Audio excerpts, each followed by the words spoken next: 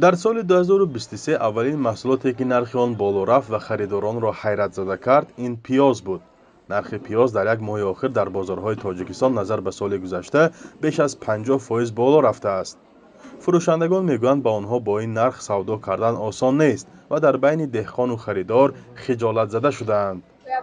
شکایت نمیکنن که چوی قیمت شدگی ما قیمه خریدم میگویم که شما قیمه خریدن ما هم آوردن قیمه میگوییم ما هم پرابلم تا اینو برای عمدنه دهقان تو میگیریم که مثال دهقان هم میگوید نمیگه ایسا به همینم اکن آوردنش پرابلم مثال.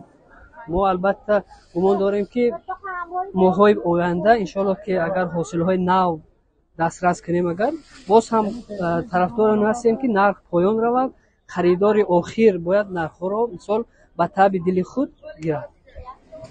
این هم در حالی است که حالا صحبت‌ها در اطراف برآوردن پیاز به قزاقستان می‌رود و فعلا نرخ 1 کیلوی آن در بازارهای کشور از 4.5 تا 11 سامانی است.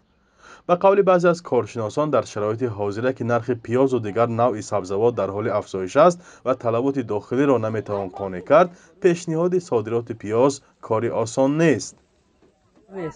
از سبب آنکه پیاز سالهای پیشینه سالهای گذشته 2 سال پیش نرخ پیاز خیلی هم پایان رفت به خارج فروخته نمیشد از طرفی که وزارت خوراکواری در تاجیکستان منع کردن.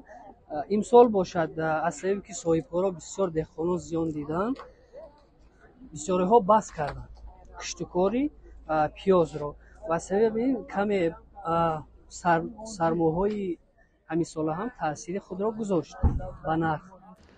طبق اطلاع رسمی سال گذشته در تاجیکستان نقشه استحصال پیاز 727,000 تانه پیش بینی شده بود ولی 672,000 تانه جمع آوری شد.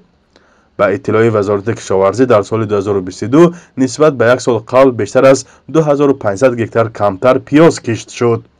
در ولایت سوخت هم ناحیه‌های اساسی کشاورزی کشت این نوع سبزیجات را کم کردند.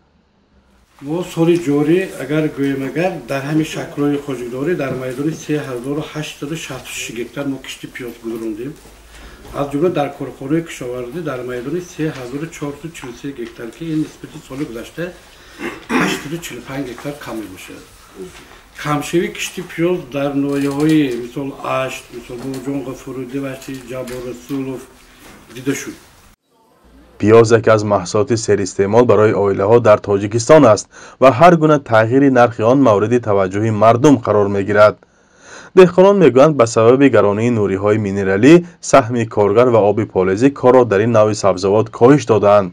حالا مقامات نیت دارند میدان‌های کشت پیاز را بیشتر و با گرفتن حاصل زیاد صادرات آن را بیشتر کنند.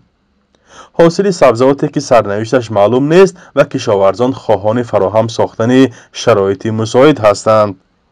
فرزان محمدی، رادیو آزادی، شهر خوجند.